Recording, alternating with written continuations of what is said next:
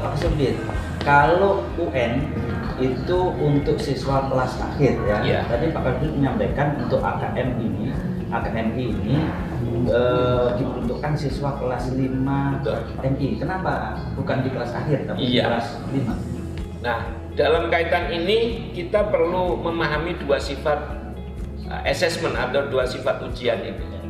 Ujian nasional tidak lain sebenarnya adalah satu bentuk assessment yang dipakai untuk mengukur achievement, prestasi anak.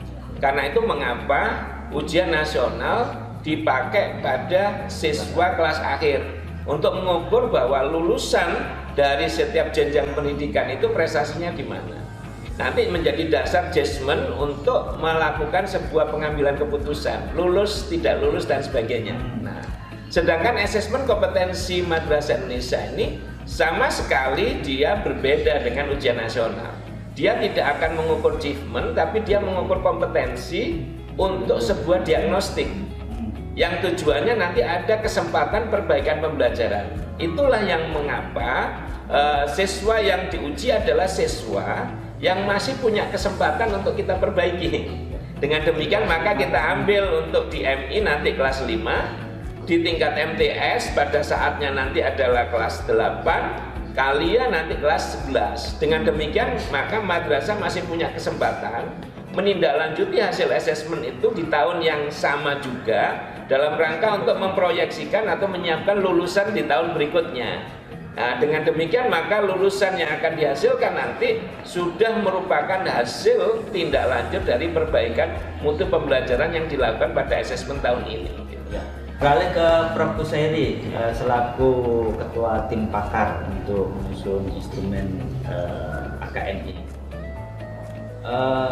Meliputi materi apa saja atau literasi apa saja di kegiatan asesmen kompetensi Madrasah Indonesia ini, Prof? Oke, baik, terima kasih.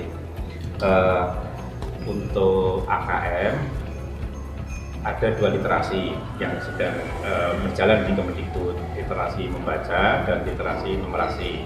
Nah, kita di AKMI ada tambahan dua literasi, yakni literasi sains dan literasi sosial budaya.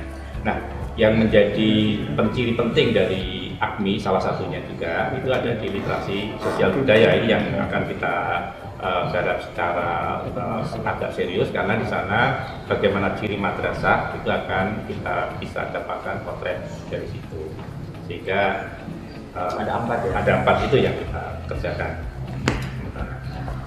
Nanti bentuk ujiannya, Bro, atau bentuk soalnya itu seperti UN dulu atau berbeda ini untuk asesmen yang sekarang akan dilakukan? Apakah kalau di UN kan bilang ganda dengan isian singkat saja.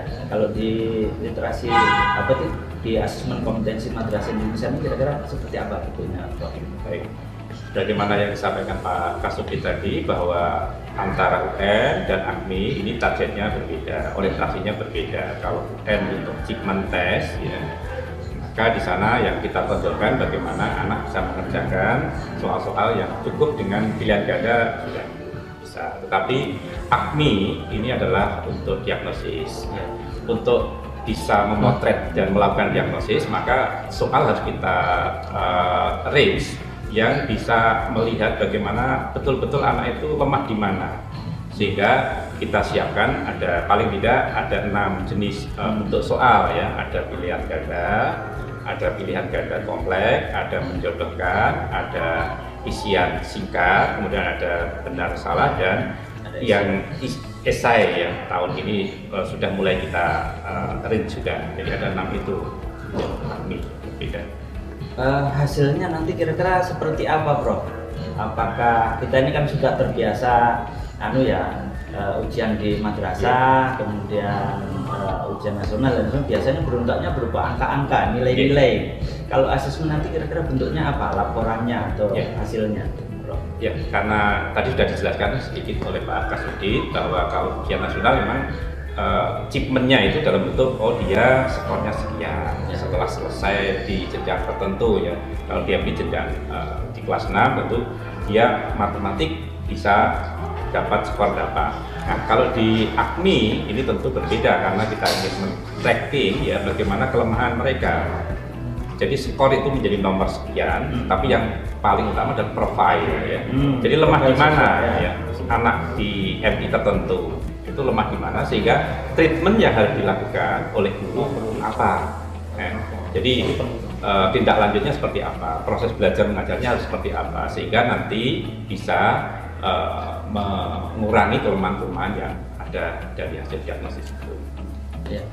Kira-kira nanti agar guru dan siswa setelah melihat hasil dari asesmen bisa menindaklanjuti prosedurnya harus bagaimana? Apa guru nunggu atau guru langsung bisa melihat di aplikasi atau gimana, Prof? Untuk AKMI ini kebetulan kita siapkan secara simultan, jadi instrumen kita siapkan, kemudian ada aplikasi juga sudah kita siapkan.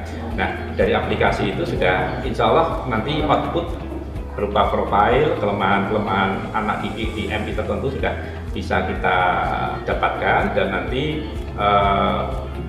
akan kita buka akses ya. Jadi guru tertentu bisa kita berikan akses untuk melihat oh MI saya lemah di mana di literasi yang ada itu. Jadi seperti itu. Jadi tidak perlu kita kirim hasilnya melalui print out ke masing-masing MI. Boleh saya tambah sedikit? Ya, silakan Pak Subir. Jadi sesuai dengan yang disampaikan Prof. Kusairi tadi, kita menyiapkan platform khusus untuk asesmen kompetensi Madrasah Indonesia ini yang sudah dirancang dengan menggunakan artificial intelligence itu dengan cepat bisa menyimpulkan profil tadi atau yang bahasa saya deskripsi diagnostik dari setiap profil siswa. Dengan demikian maka dalam waktu cepat setelah siswa mengikuti asesmen kompetensi Madrasah Indonesia, sekolah dalam hal ini guru, madrasah dalam kaitan ini kepala madrasah, guru, orang tua, pengawas itu akan mendapatkan umpan balik secepatnya berupa profil siswa yang ada di madrasah itu, yang ada di kelas itu anak per anak. Nah, dengan demikian maka madrasah dengan cepat juga akan bisa langsung merespon. Nah, untuk membantu respon itu, data yang dikirim dari platform itu tidak hanya sekedar profil dari sisi deskripsi diagnostiknya, tapi sekaligus di situ dikasih rekomendasi perbaikan pembelajarannya. Si fulan itu perlu perbaikannya kalau diagnostiknya kayak seperti ini, perlu perbaikannya di aspek apa, bagaimana caranya. Itu akan dimuat langsung di dalam platform itu.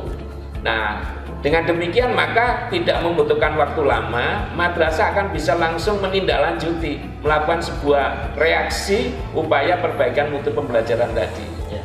Agar guru-guru madrasah setanah air ya dari Sabang sampai Merauke baik di kota maupun di desa bisa segera menindaklanjuti, apa tidak perlu kira-kira dibuatkan semacam modul? Oh iya.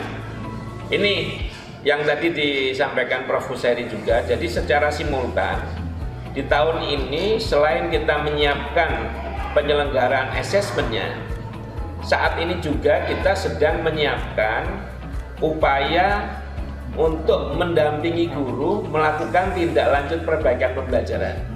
Dalam kaitan ini ada beberapa hal yang kita rancang saat ini. Yang pertama adalah penyusunan modul untuk pelatihan bagaimana perbaikan pembelajaran itu akan dilakukan. Nah, di situ akan memuat satu di dalam modul itu, bagaimana cara membaca deskripsi diagnostik. Dua, bagaimana cara memahami rekomendasi perbaikan pembelajaran. Sekaligus di sana di dalam modul dibimbing bagaimana cara merencanakan perbaikan pembelajaran. Kemudian bagaimana berikutnya melaksanakan sampai melakukan evaluasi perbaikan pembelajaran.